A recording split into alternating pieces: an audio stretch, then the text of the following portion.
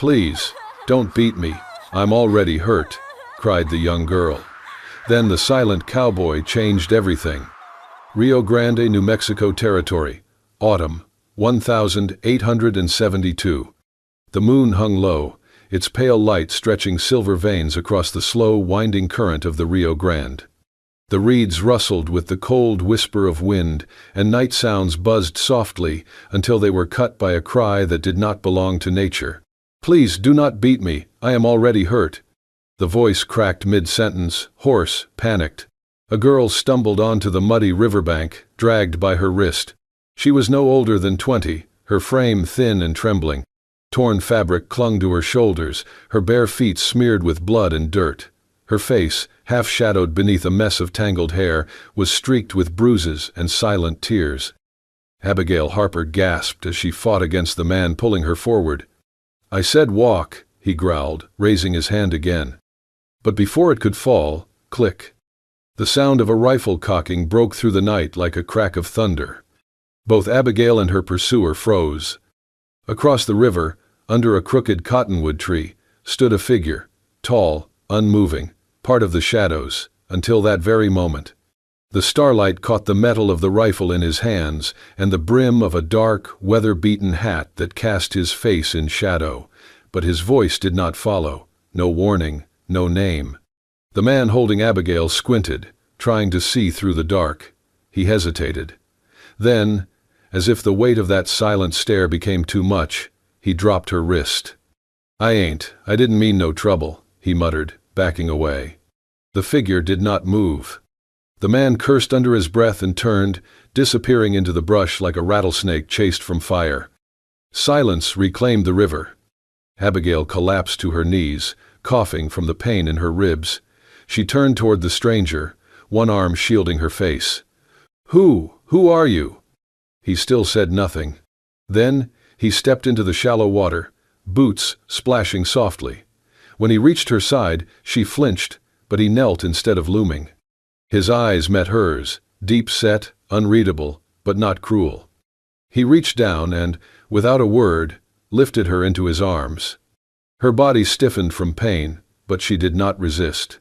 For the first time in days, no hand struck her, no voice barked at her to move faster. His touch was careful. Not tender exactly, more like something practiced, precise, like he had done this before, maybe many times, with people who bled more than she did. He carried her away from the river, his boots pressing soft tracks into the moist dirt. Beyond the tall grass and through the thin woods, a tiny cabin came into view, a single window glowing faintly with orange lamplight. Abigail drifted in and out of consciousness, every step sending lightning through her bruised side. But something about his steadiness, the smell of pine and leather on his coat, and the calm in his breathing began to ground her. When they reached the cabin door, he nudged it open with his boot. The room inside was sparse. Wooden table, single bed, shelves lined with glass jars and dried herbs. A fire crackled low in the hearth. He laid her gently on the bed, then stepped away.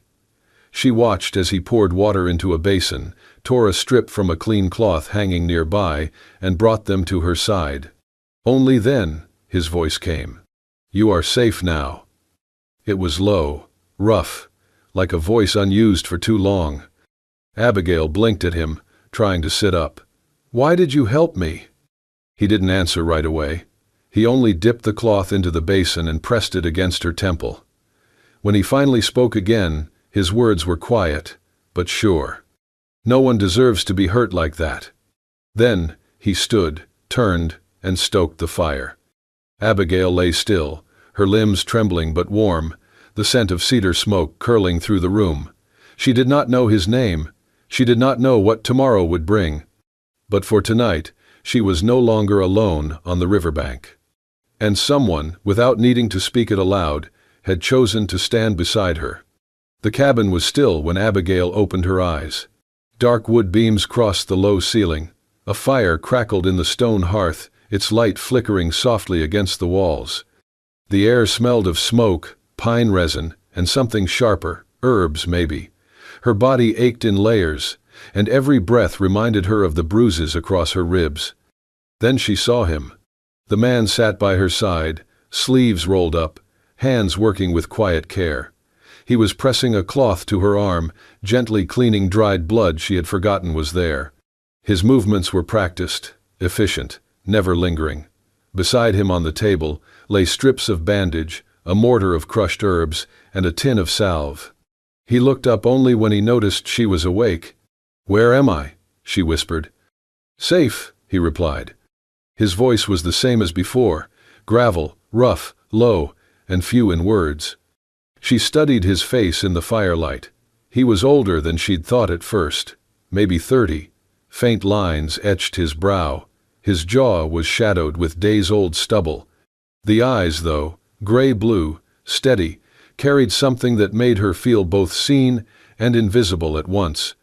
"Who are you?" she asked again. "Caleb." That was all he said. He dipped the cloth again and resumed cleaning. Abigail turned her face toward the wall, silent. The next day she tried to sit up on her own. Caleb noticed from across the room but did not rush to help. He watched. When she winced and fell back with a groan, he brought a cup of water and placed it beside her. By evening, she was able to stand. The days passed slowly. Mornings brought weak sun and the sound of birds by the river. Afternoons drifted by in quiet tasks, Caleb chopping wood, fishing near the bank, or tending something in the small garden out back. He spoke only when necessary, and even then, only in short answers. Abigail, restless in the silence, began to speak. She told him about the mine owner her father had promised her to. About the first time the man slapped her for speaking without permission. About the bruises that never faded, and the look in her father's eyes when she begged not to go back. "I was a debt," she said one morning, sitting on the porch with a cup of weak tea.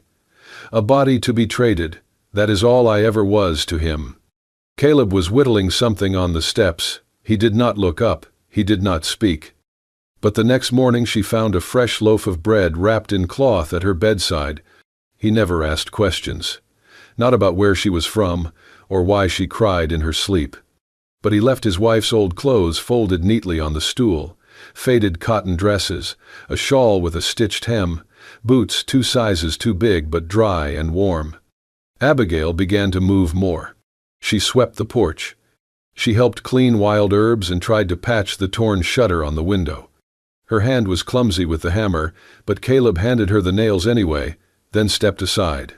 Each night she returned to the small cot he had made for her and found it freshly laid, the pillow fluffed. She never saw him do it, but she knew it was him. One night, as the fire burned low, she said softly, "You do not talk much." He did not look up from his corner. "Words are cheap." She frowned. "And silence?" "Sometimes costs more." That was the longest sentence he had spoken since she arrived. Abigail was not sure when she stopped flinching at footsteps, or when she stopped checking the window for shadows. But one morning, as she stood in the sunlight, brushing her hair with her fingers, she realized she had slept through the night without fear. Caleb walked past her with a bucket of water. Their eyes met briefly. She offered him a small smile, not out of politeness, but because something inside her felt just a little less broken. He did not smile back, but he nodded, once, before disappearing into the trees. Abigail was sweeping the corner near the small shelf when she noticed it. Tucked between 2 weathered tins and a bundle of dried sage was a leather-bound notebook, its edges curled with age and use. She hesitated, then pulled it free. The pages were yellowed. Ink had faded in places. She flipped through carefully. There were diagrams, detailed sketches of the human body, wounds marked with tiny X's, and notes in tight cursive. Names filled the margins. Private Mitchell, Sergeant Holloway. Dates, medical dosages, battlefield conditions, and a drawing, rough but tender, of a woman smiling, wearing a nurse's cap, her eyes full of life. Caleb entered behind her, arms full of kindling. He paused, then set the bundle down with deliberate slowness. "That's not for burning," he said. "I wasn't going to," Abigail replied softly. "Is this yours?" He nodded once. She looked down at the page again, then back at him. "You were a doctor?" "Army medic," he corrected. "During the war." She waited, not pushing, but after a moment he sat on the bench across from her and stared into the fire. His voice, when it came, was barely more than breath. 15 minutes late, he said. Abigail frowned. "My platoon, 40 men. I was the only one with field training. Got delayed at the canyon pass. They were ambushed. By the time I reached them, it was over." She didn't speak. Caleb's hands clenched in his lap. "Spent the night dragging bodies into a ditch. Couldn't save a single one, not even her."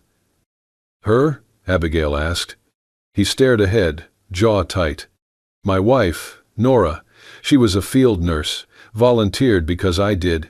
We were assigned together mostly. That day we were split.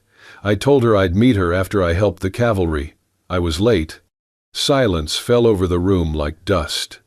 "I held her while she bled out," he said at last. "She kept apologizing. Can you believe that?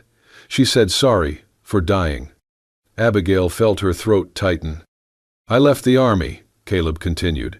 "Couldn't look at another wound without seeing her face. I followed the river because she loved it. We planned to settle near the water after the war." His gaze dropped to the floor. "Instead, I buried her by it." Abigail folded the notebook shut and set it beside the hearth. Her fingers itched to reach for him, but she didn't. Not yet, not today. That night, she rose early to stir the fire and found an onion, a handful of dried peppers, and the last of the salted meat. She remembered Caleb mentioning, offhand weeks ago, that Nora used to make a stew that bit back. She did her best.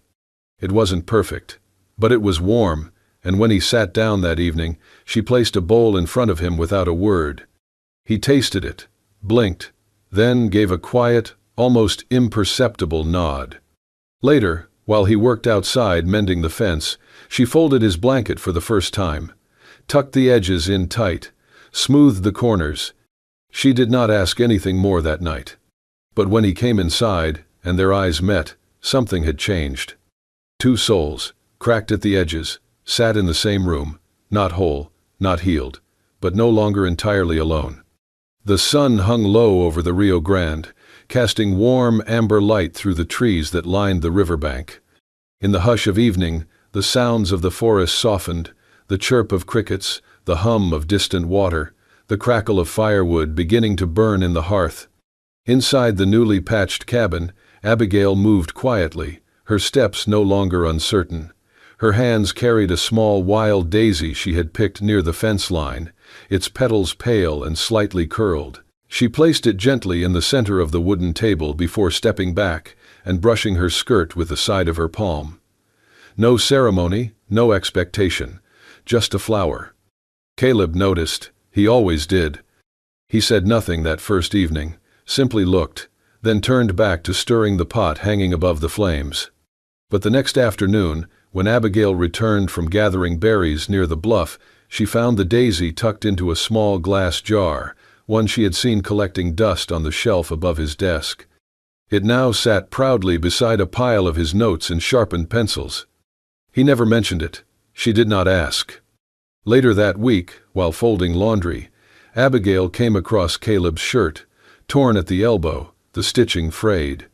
She laid it out on her cot and threaded a needle without thinking, the motion familiar from years tending her younger siblings' clothes. Her stitches weren't perfect, but they held. She left the shirt folded neatly at the foot of his bed. The next morning she found the shirt gone, but when he stepped out to chop wood he was wearing it. No words passed between them, but the air between them felt warmer somehow, like the coals in the hearth that never truly went cold. Then, one quiet evening, Abigail returned from the river's edge to find a book on her side of the table. Its cover was worn, the spine cracked from years of use, an old volume on field medicine, with notes scribbled in the margins in faded ink. She turned it over, glancing up at Caleb, who sat across from her polishing a knife. She held it up. "Is this a hint or a gift?" He looked at her over the rim of his cup. "Both." She laughed softly. Well, I suppose I will have to learn how to make your bitter tea then. You already do, he murmured, lips twitching. In the days that followed, Caleb spoke more. Not much, but a sentence here, a dry joke there, a glance exchanged over a pot of stew that turned to a brief, knowing smile. Abigail learned that he hated burnt biscuits, preferred sleeping with the windows open, and always double-knotted the twine around his bundles of herbs. She also noticed the way he paused when she hummed while sweeping, how he sometimes lingered near the doorframe, not to watch her, but simply to be near. Once, she oversalted the stew. She grimaced at the first bite, muttering, "Well, I just ruined dinner." Caleb took another spoonful and said, "Tastes like survival." Then, unexpectedly, he smiled. Not wide, not showy, but real. Later that night, as Abigail folded a blanket by the hearth, she caught herself watching him as he sharpened a blade. The firelight played on the angles of his face, his movements smooth, practiced. A man built by duty, chiseled by grief, and yet, here he was, sharing quiet dinners and daisy jars with a girl he had once found broken by a riverbank. She turned away before he saw her gaze linger.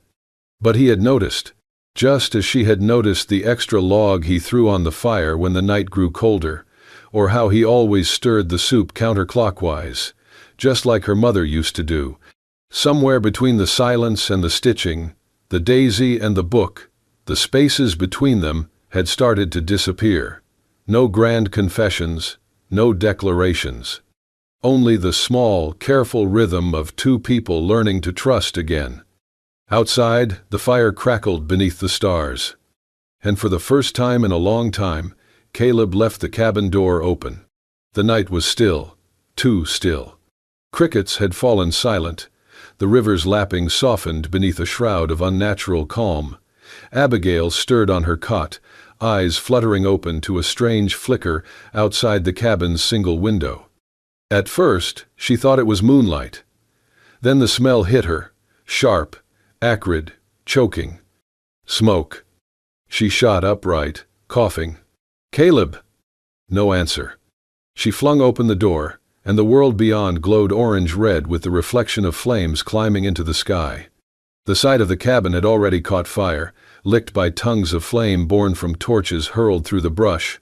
Thick black smoke curled into the air, rolling low over the trees like a warning. From the shadows, voices, shouting, jeering, echoed through the night. "They said she's hiding here. Burn the bastard's hut down. Let's see if she runs." Abigail froze, barefoot in the grass, paralyzed by the sound of snapping twigs and boots thudding closer. A hand grabbed her wrist. "Run." "Caleb." His face was soot-streaked, jaw tight, eyes already scanning the tree line. He had emerged from behind the shed, bow slung across his back, a knife in hand. "But the cabin, your things?" "I can build again. I cannot build you." He didn't wait for her to argue. He yanked her into motion, and they ran, between trees, over exposed roots, through the dense brush that clawed at their skin. Behind them, the fire raged louder, but worse than the fire were the footsteps. 5 men, maybe more. Abigail could hear them yelling behind, breaking through the underbrush. Her lungs burned. Branches whipped at her face. "Where are we going?" she gasped. "Through the creek," Caleb panted. "There's a cave. They won't find it in the dark." They splashed into the icy water, boots slipping on smooth stones.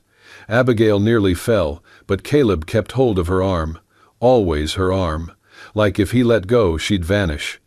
Gunfire cracked behind them. The water beside them erupted, bullets missing by inches. Abigail screamed. "Keep going," Caleb barked.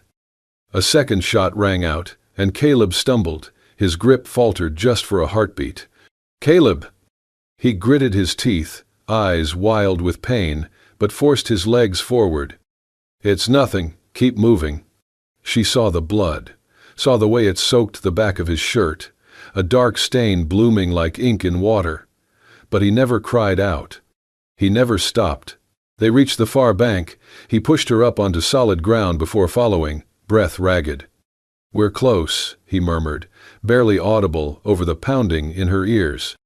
They climbed a narrow ridge, barely more than a goat trail, and squeezed into the narrow mouth of a rock formation hidden beneath an overhang. The world inside was pitch black, the only sound their panting, and the far-off roar of fire consuming the home they'd shared. Only when she lit a small lantern, its flame flickering to life, did she see him fully, shirt torn, skin slick with blood and river water, sweat beading his brow. He had pressed one hand against his back, fingers trembling. "Let me see," she said, voice shaking. He waved her off. "Just a graze." "Caleb," I said. He stopped, closed his eyes. When he spoke again, his voice was softer. "We're safe, that's enough." But it wasn't enough, not to her. He had bled for her, fled for her, risked everything. She pulled the bag of herbs and bandages from the pouch slung over her shoulder, the one he'd packed hastily before the fire caught, and set to work. Caleb leaned against the cool rock wall, silent as she cleaned the wound. Not once did he flinch. The cave smelled of damp stone and iron. His breathing slowed as she worked, careful hands pressing cloth against the torn skin. Her fingers trembled, but her resolve did not. "They wanted to burn me out," she whispered. "They wanted to take me back." "They will not," he replied. "You could have let them." "I never considered it." His eyes met hers, and there, in the dark, blood drying on his shirt, breath shallow from exhaustion, Caleb gave her something no man ever had before. Certainty. He would rather bleed than let her be taken. He already had. And she would never forget. The cave was silent except for the soft, irregular rasp of Caleb's breathing. Abigail knelt beside him, the lantern's glow throwing long, dancing shadows across the stone walls. His face was pale, slick with sweat, and when she touched his forehead, her heart sank. He was burning up. She rummaged through the satchel of supplies, herbs, a water skin, a book of medical notes he had once handed her, with no explanation. She had read it in the evenings, turning pages by firelight while he carved or cleaned tools. Now, those pages were the only thing between him and something worse. The wound on his back was deeper than she had thought. It had stopped bleeding, but infection had crept in. His skin was hot, flushed in angry blotches. "Caleb," she whispered, brushing damp hair from his forehead, "you have to stay with me, please." His lips moved. "Rachel." The name stopped her, not hers. Abigail's throat tightened. He called it again, a breathless plea. "Rachel, I'm sorry I couldn't get there in time." Abigail swallowed hard. She knew that name. He had said it once, long ago, staring at the fire. His wife, the one he had lost, the reason he had vanished to the edge of the world. She held his hand. "I'm not her," she whispered. "I know that. I don't want to replace her." Her voice trembled. Her hands did too, but she didn't let go. "I just want to stay, Caleb, if you'll let me." He drifted again, falling into fevered sleep, and she stood with a new sense of purpose. She stepped outside the cave, careful not to wake him, and began searching for what she had seen in the book: willow bark, mint, dried cattail fluff, for bandages. Her mother had once taught her about plants, about boiling leaves and scraping bark. It came back to her like muscle memory, buried deep but not gone. She lit a fire near the entrance, feeding it slowly with dry twigs, heating water in a battered tin pot. With a dull knife, she scraped the bitter sap from the inside of a willow branch, fingers shaking as she measured each amount. She read every step 3 times before doing anything. She brewed the bark into tea and helped him sip it, drop by drop, between cracked lips. She folded clean strips of cloth, soaked them in cooled mint water, and laid them across his chest. When he shivered, she curled next to him, letting his head rest against her shoulder, whispering softly, nonsense words, lullabies, fragments of stories she barely remembered. It was morning before she slept. Her back against the cave wall, her hand still in his. When she woke, the lantern had burned out. But the first thing she saw was his eyes, open, clear. "Hey!" she breathed. Caleb blinked, his voice a rasp, You stayed. She nodded, tears prickling the corners of her eyes. He looked down at their joined hands. You did it. Abigail gave a soft laugh, then shook her head. No, she whispered, voice catching. We did. She sat up, gently checking the dressing on his back. He didn't flinch. He was stronger. Not well, not yet, but better. Her work had helped. She had helped. The girl who had once begged for someone to save her had become the one to hold someone else through the night. The fire outside had died to embers, the sky above the cave entrance brushed in the first pale pink of dawn. Abigail leaned against the stone wall, watching the day begin. She had faced blood, fear, the ghost of a woman she could never be, and still she had not left. Not because he needed her, but because she had chosen to stay. The river was calm that morning, gliding like silver ribbon under the pale sky. Mist hovered just above its surface, soft and slow, like a breath not yet released. Caleb sat on a flat rock by the bank, his hat resting beside him, arms draped loosely over his knees. His shoulders still ached, wrapped in Abigail's careful bandaging, but he could breathe now without fire in his chest. Abigail stepped out of the trees behind him, holding a tin cup of warm tea. She wore the oversized coat he had given her, sleeves rolled and frayed, the fabric brushing her knees. She didn't say anything, just sat down beside him and held out the cup. He took it with a small nod. They sat like that for a while, letting the silence stretch. The river babbled. A bird chirped somewhere deep in the brush. She sipped from her own cup, steam curling around her face. Caleb tilted his head, watching the current move past the rocks. Then, with a voice low and even, he asked, "Why didn't you run when you had the chance?" Abigail blinked. He didn't look at her, just stared out at the water, as if the answer might already be written in its flow. She set her cup down on the mossy ground and laced her fingers around her knees. "Because, for the first time," she said slowly, "someone saw me not as a burden, but as a soul worth keeping." Caleb's jaw tensed, but only for a second. He turned to look at her. "Really, look. I am not brave," she continued. "I ran away from pain, from a cage someone else built for me. But when I got here, you didn't try to fix me. You just let me be." "You deserved that," he murmured. She smiled faintly. "So did you." A breeze passed, lifting her hair gently.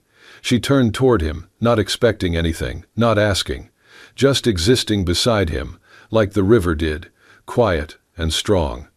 He reached for her hand, slowly, like it was something sacred. Their fingers touched, intertwined without needing pressure. They didn't kiss. There were no promises or declarations.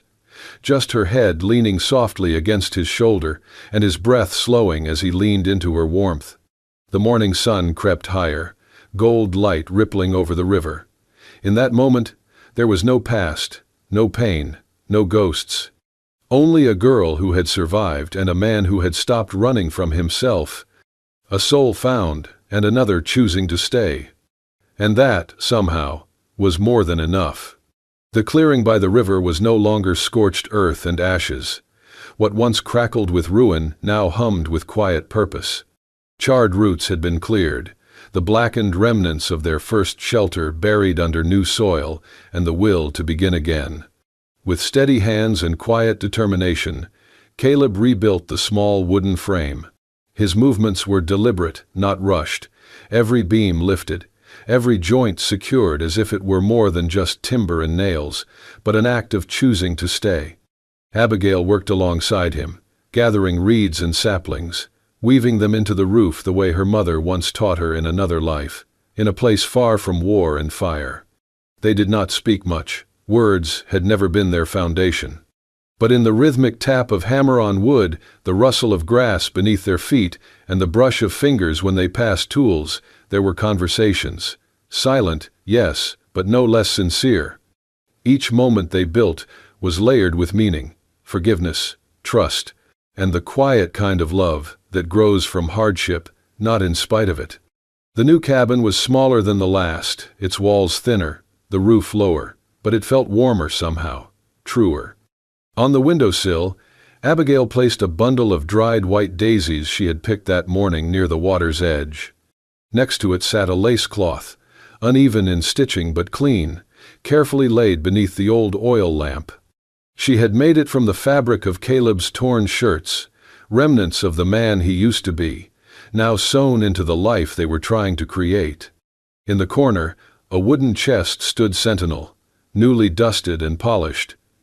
Caleb's medical kit sat atop it, worn but dignified. He approached it slowly, the weight of old ghosts pressing gently at his shoulders. For a long moment, he stood motionless, watching the way the sun sliced across its leather cover through the cabin's slatted wall. Then, with fingers steadier than he expected, he undid the strap and opened it. Inside, scalpels dulled but usable, rolls of aged gauze, a faded notebook filled with sketches and names he once carried with him across dusty battlefields. Memories curled inside like smoke. "Maybe it's time to try again," he said, the words more to himself than anyone. Abigail stepped beside him. She didn't hesitate. Her hand slid over his on the leather kit, warm and grounding. "Together," she said. That night, they stood once more at the edge of the river. The water moved slowly, no longer rushing, as if echoing their pace. Moonlight stretched wide over the surface, catching every ripple and turning it to silver. The wind was cool, lifting the scent of wood smoke and earth, of something newly born. Caleb wrapped an arm around Abigail's waist. She leaned into him, their silhouettes melding into one beneath the sky. "The river carried me to you," she whispered, "and I will never drift away." He did not reply. His silence, as always, said enough. They stood there a long while, letting the river speak. It did not rush, it did not pull. It simply stayed, like them. If this story touched your heart, if you felt the quiet strength of Caleb, the resilience of Abigail, and the healing power of love, then don't let it end here. Hit that hype button to show your support, and subscribe to Wild West Love Stories for more emotional, action-packed romances set against the raw beauty of the old American frontier. Because out here, where the wind carries secrets and rivers bring souls together, every love story is worth hearing. We'll see you on the next ride.